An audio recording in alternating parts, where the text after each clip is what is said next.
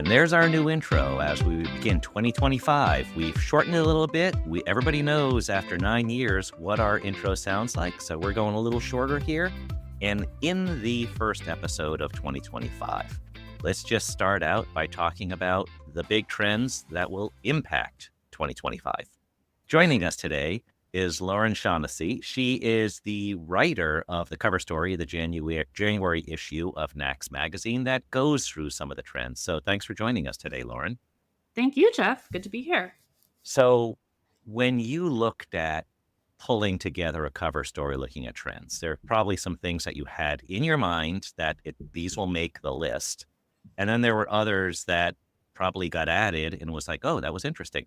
What was the process? I assume the NACS show was involved, but what was the process in kind of looking at what could be or will be the big trends that retailers will face this year? Yeah, I would say definitely. About 75% of it was probably sourced from the NACS show, especially with that being in October. You're kind of gearing up for the next year. And all of the things you're seeing there, hearing there, the people you're talking to, there's such a wealth of knowledge at that show. So much of it was sourced, honestly, just from walking the expo floor, talking to manufacturers, the education sessions that were put on. There's so much that retailers go over there and so much you can learn from that. So the education sessions were also huge.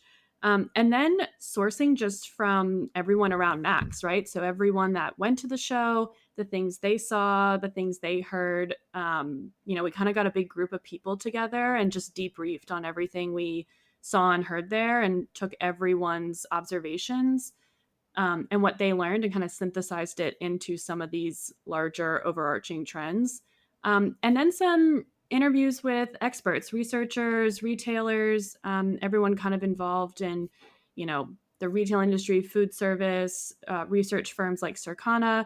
So kind of really pulling together all of these really different perspectives that all, while the details are sometimes a little bit different, they all roll up into these bigger picture trends that we kind of found, which ended up being about flavors, food service trends. AI was obviously huge, and the behavior of the consumer in terms of how they're shopping related to value, inflation, price consciousness. So those were kind of some of the main ones. I'll weave in a little bit. In the February issue of NACS Magazine, we're editing that one now, and we have a Yeah. consumer survey that we asked a lot of questions around food service and value, and we'll touch upon a couple of those. We'll tease a couple of those findings out. But Yeah. you had mentioned 3 broad categories, and then maybe what retailers can do about it. Let's start with the first of those, which is AI. This time last year, AI, yeah, maybe people were talking about it, but they were talking about it more in look at that person with 6 fingers, Yeah. or look at that fake AI fails. commercial. Yeah, the beer commercial, the fake beer commercial, where there's like literally a fire in the middle of the commercial, and it wasn't quite ready for prime time, if you will, but it is now. Can you talk a little bit about what you've seen in how AI fits into the conversation today as a very useful tool? Yeah. And I feel like you kind of hit on that really well, is that AI is extremely fast growing. And so even in the course over of the last year, now I think I saw a stat that something like 40% of adults are using AI every day in some way, right? And almost everyone is using it at least once a week. So it's extremely fast growing. There's so many ways that you can use it. Um, a lot of retailers and some different IT and AI experts in the NACS show were talking a lot about practical use cases for it, which is really great. There's so many ways you can implement it. There were a lot of examples about using it for security, using camera analysis to monitor everything from tracking cars on the forecourt and looking at conversion rates into your store and how you can increase those based on some of these things the camera is picking up. License plate recognition technology for car washes, using camera analysis to monitor your food service station. So if you have a roller grill, for example, It can track things like how long those items are in the roller grill. It can alert you as to when you need to change it out, or refill it if it's empty, and that can all, reduce your food waste. Um, a lot of admin tasks that people are using it for, even just kind of operationally or in your corporate, from, helping you write emails or draft briefs, draft job descriptions. I know 7-Eleven and a lot of other companies are using AI in their hiring process, in the screening process, to vet candidates and see if they match certain job descriptions, or they're setting up tools to kind of make that front end process before the interview a lot easier.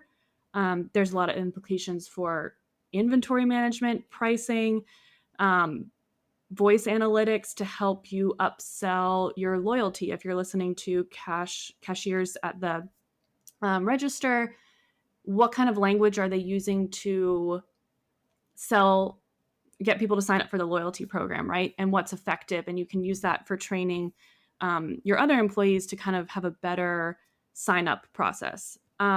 So I just rambled off a long list of examples. Like, point being, there's so many examples and use cases and ways you can implement it. What I think is really interesting, though, and I think one of the big overarching things about AI is figuring out how it can make your operations more efficient, right? So whether that's at a corporate level or even just in the store, at the manager employee level, kind of finding those ways that you can increase efficiency, save people time, and kind of figure out what that looks like to you. I think all of those examples, like, it makes AI seem really overwhelming and daunting, right? Because you kind of don't know where to start. There's so many places you could go. Um, and so you get a little paralyzed, right? Where you don't know, like, what can we implement with AI? Um, and I think, Brian Gray said it really well at the NACS show in a session he was speaking in. He's with Accenture. And he said, it's kind of going to look different for everyone. So you need to start by figuring out for yourself or talking to your employees about, like, what is the problem that you're having? What's a pain point? What problems are you trying to solve for? And work backwards from there and figure out how to implement AI that way, right? And so when you're starting with the problem and figuring out a solution, uh, it's much less daunting than just saying there's 1 million ways that we might be able to use AI. So which one are we going to pick, right? That's going to cause you not to pick anything. Yeah. Um, so, so you want to figure out, like, what does it look like for your organization and your employees? What are the things that are, menial tasks that are totally sucking time out of their day that could be streamlined? What are things that they, hate doing? Can they be automated? How do you kind of give employees that time back? And if you can save someone 15 to 20 minutes in their day, that can make a huge difference over the course of a week, all your employees, your whole organization, by, like, really finding those efficiencies that are unique to your store, your business, your operations. So essentially, like when doing it wrong, you'd say, well, we need more AI. If Yeah. we had more AI, we'd be fine. Because that's like saying, I wish we had more technology. Yeah. Technology is a tool. It's a way to solve a problem. And Right. I think the best way to think about AI, you basically summarized it this way. I had written down, if only I could. Yeah. And then you kind of look at, if only I could. And you talked about it at the forecourt. It's the idea of how many people, a certain percentage, pump gas and then go inside the store. Why? Yeah. And either you sit out there and you watch it, and it's very time consuming, and then you have a Right. human being make various judgments like, I think this or I think that, but AI can say, not I think, this is what's happening and this is why. And then you can react to that. You can figure out, Yeah. oh, it's the pump topper, we need to change this, we need to do something else. So that's the applications that you were talking about. How do you get people to better upsell? Yeah. Talk about things inside the store as a coach. The other part is something I'm hearing more and more that everyone can do. How do you save that little bit of time in a day? Uh, Certainly in our jobs, the last thing we do is throw a bunch of stuff into one of the engines that writes Yeah. things. and have it spit out this stuff with way too many adjectives and adverbs. It's Yeah. not written by a human being. It Right. it it doesn't have the same cadence, but it can be a tool because like sometimes you just need to see a template to Yeah. bring things forward, or that's a cool word. Let's use that a little bit more. So those I think are really the two applications everyone should be looking at. And there's a little room to play around. And uh, I think everybody has a chance to just dabble. Yeah. Don't go too far, but find out what is there. And I don't know if you want to Google AI because then AI will tell you how Yeah. awesome it is. So Yeah. you have to be careful about that. But Right.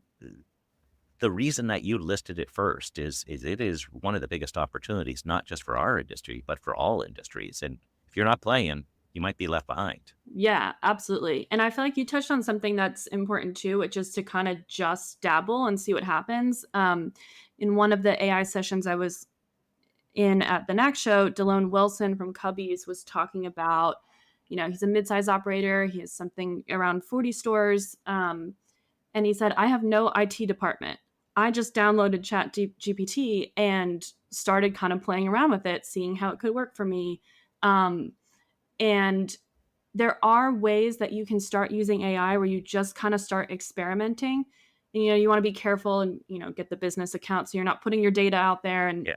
all these things. There are guardrails, but um, he said anyone can kind of just get started. Like it's easy enough that if you're a single store operator and you just get an AI engine of some kind, just start seeing how it can work for you. Put in, if you're looking for an employee and you need to write a job description, ask ChatGPT to write one for you and then edit it based on your store, your needs, all those things. But it's, if you don't just start experimenting and seeing how and if it can work for you, you know, then you're kind of lost, right? But there are so many entry points, I think, that people can start with.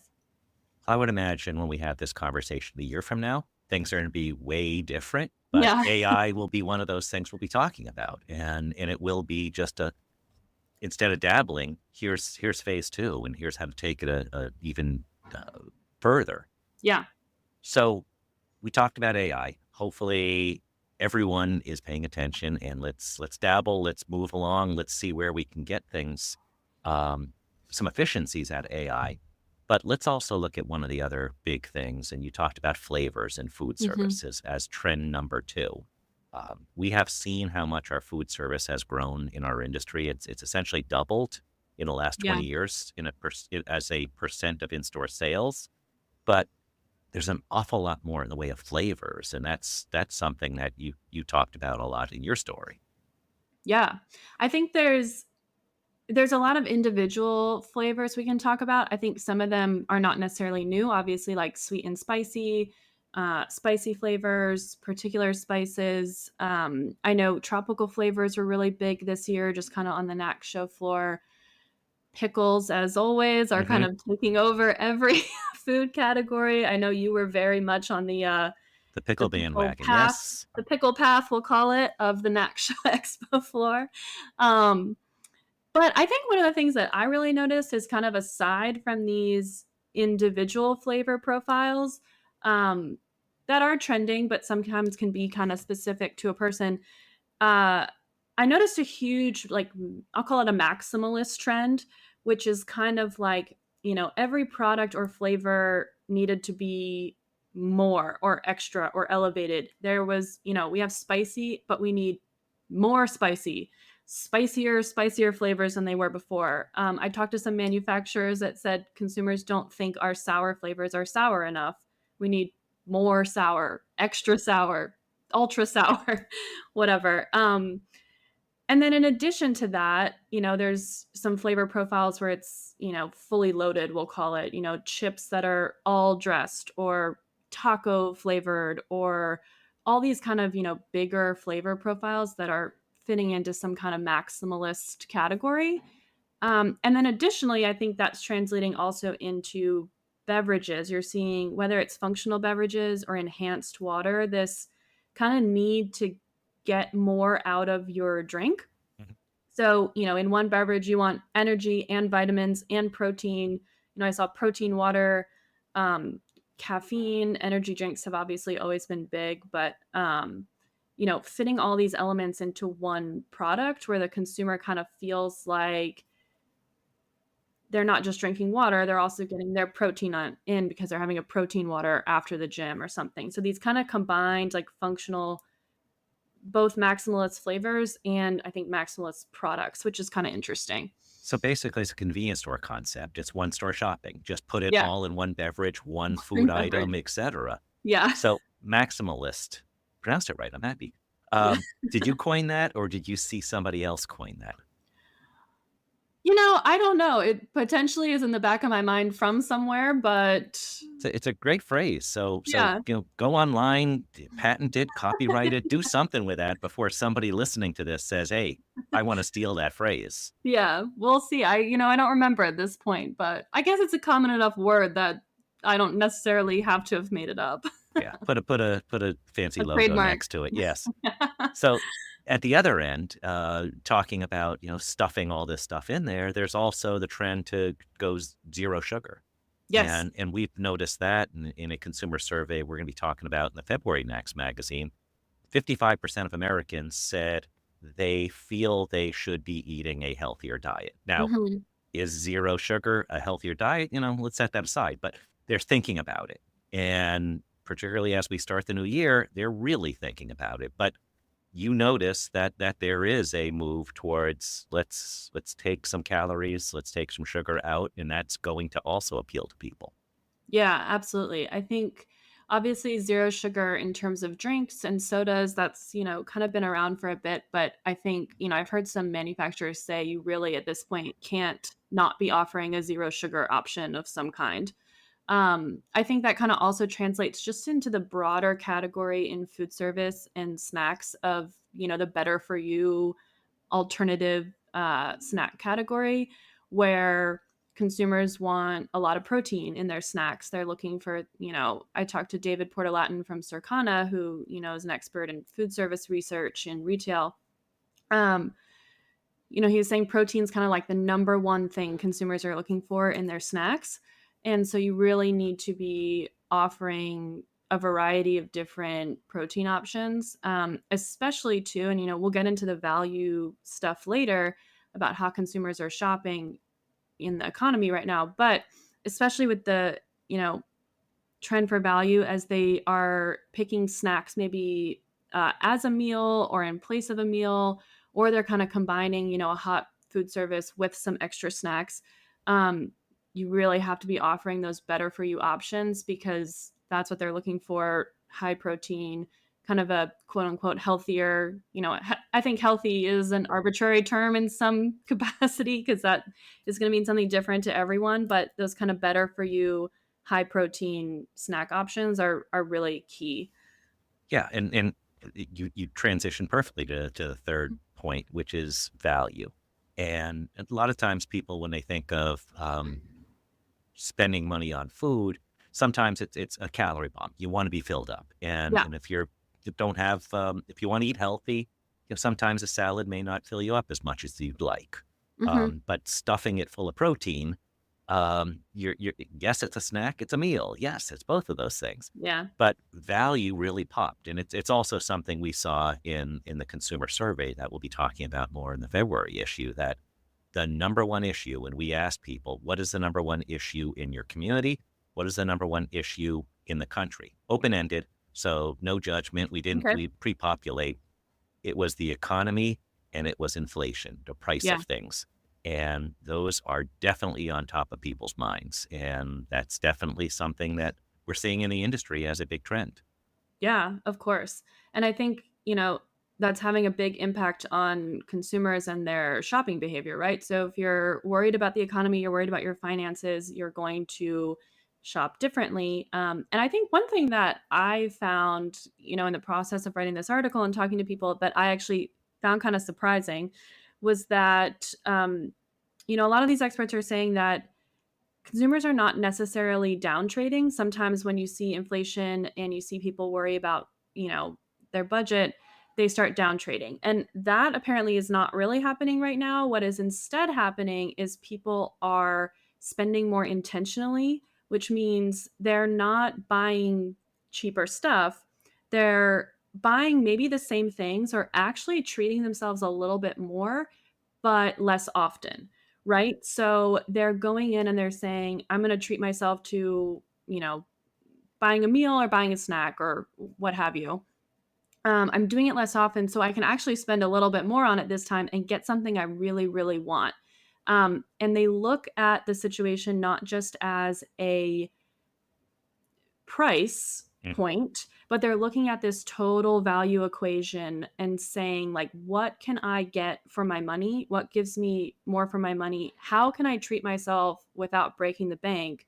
Instead of saying I have to buy something today, so I'm just going to buy the cheapest thing. It's this bigger picture, total value package, so to speak, of what is going to give me the most bang for my buck, and how am I going to enjoy it? So they're kind Mhm. of treating themselves in that way and spending more intentionally instead of spending less.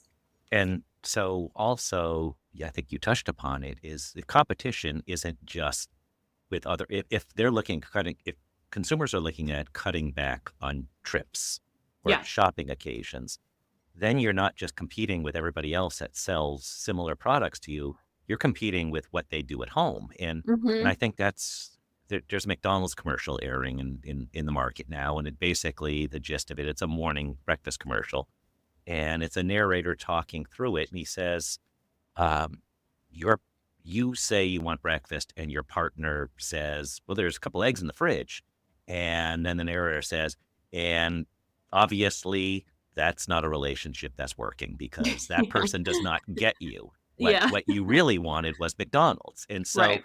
there's a deliberate push to saying, hey, you got eggs in the fridge, but you want to come to McDonald's and have something with our eggs. And Yeah. so they're hitting it. They're looking at consumer sentiment. They're seeing what's out there, and that's so you should be doing market research for McDonald's as well because it Yeah. aligns with what you've seen is how one of the biggest QSRs in the country is seeing things. Yeah. And I think too, I mean, that's an opportunity, right, to create and drive loyalty. If you are pulling that consumer out of their house where they could be making eggs, but really they want your breakfast sandwich because your breakfast sandwich is a little bit more premium and it might be the same price as it's always been, but it's a treat. It's a reason to, go get it. You feel like you're getting a good breakfast sandwich for the price you're paying for it and you're getting good value. And that causes the customer to be loyal to you and crave it when they're at home, right? So you can kind of really pull in these customers and create a better sense of loyalty if you're able to offer that at the price point that feels fair to them. And again, it doesn't have to be less expensive, but maybe you can just, premiumize, so to speak, your offering a little bit to make them feel like they're getting that value deal. Premiumize. I have trouble with that Premiumize. one. That's another one you gotta hit the internet and find out who's using that. That So one was a David Portalatin from Circana. He used that don't one. say that. Don't say that. Well, I can't, maybe he trademarked it. I don't Yeah. know. So anyway, those are the three big trends, and Yeah. Lauren goes into more details in the magazine. But I want to end with just kind of looking at, you only have so many words when you're talking Mhm. about a print book. You can do a little bit more online, but I'm sure you had more that you wish you could have talked about. Things like, mashups or, what what about social media and some of those things? Can you kind of throw out a couple things that just were really cool, but just didn't fit in the context of the word count? Yeah, or there actually are some things that do end up in there, but they're very brief. They're just brief little call outs of something for you to think about. I think one thing that really, really stuck out to me this year was, the way caffeine is showing up in places you didn't even imagine caffeine was gonna show up. I said this earlier, but obviously the energy drink category is really strong. A lot of people are buying energy drinks, big trip driver. But even just walking around the NACS show floor, it was like there were caffeine fruit bars, there were caffeine chocolates, there were caffeine pouches that resemble, the nicotine pouches. There were some tobacco manufacturers that were planning to release those in 2025. mint and gum. So like this caffeine craze, we called it, of anything at this point you could imagine putting caffeine in. If it can give you a little extra buzz, a piece of chocolate, Mhm. something, caffeine is showing up in there. So, people really wanting to be energized in ways that are different and new than just liquid. Um, I thought there was a really fun that trend coming from the show that is based on nostalgia, some of these kind of nostalgic flavors where companies are either partnering with old, not old, but candy Mhm. companies that and they're creating mashups to make energy drinks that are based on favorite candy flavors, or orange cream soda drinks that are coming out, these kind of fun nods back to candy you ate as a child, or Sunny D has the vodka seltzers. You drank Sunny D as a kid, and now as an adult you're turning Throw it some into booze in a it. Yes. cocktail. Yeah. So I think there's a lot of really fun kind of partnerships that are based on nostalgia, and that kind of gets people to buy them, right? If you see a candy brand that you used to eat as a kid on an energy drink, you're interested. You're going to buy it. You're going to try it. And so I think that was another really fun one. And then yeah, the social media. Oh, sorry. Were you gonna? Oh, no, I was gonna say that totally ties in. I was thinking about this place we went to years ago. It's called Pops, and they had Mhm. something like 400 different kinds of sodas. It's right Yeah. outside of Oklahoma City. And one of the things they did, it didn't work very effectively. They didn't have their distribution system set up. But like, okay, people don't send out greeting cards. This is how long ago it was. But he was talking about, like, you buy a greeting card, it's $2, $3, $4, whatever. But you could go to this store and they had 400 different kinds of sodas. Like I said, you could buy one, get it shipped for about $6, and you Okay. could send Yeah. it to somebody. I was thinking of you with this obscure soda that is not, one of the top 10 sodas. And it was just Right. a way to connect. And sometimes I think nostalgia is about taking something for one generation and showing it to another generation. Yeah. And there's a way to kind of connect it and go like, wow, that was kind of cool. So Yeah. how do you get those kind of experiences? Yeah, I cut you off. You were about to talk Yeah. about going viral. Yeah. So I feel like the last thing you mentioned was the social media.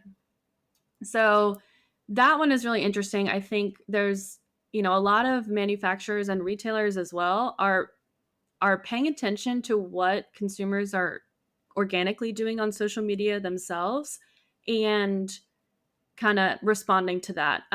So there's two examples. The dirty soda trend is really big, and it has been big for a while, and is big in certain areas of the U.S. Out west they have dirty soda bars, and that's big. But I think it really picked up this year after a reality show where they're all drinking dirty sodas. It became much more prominent.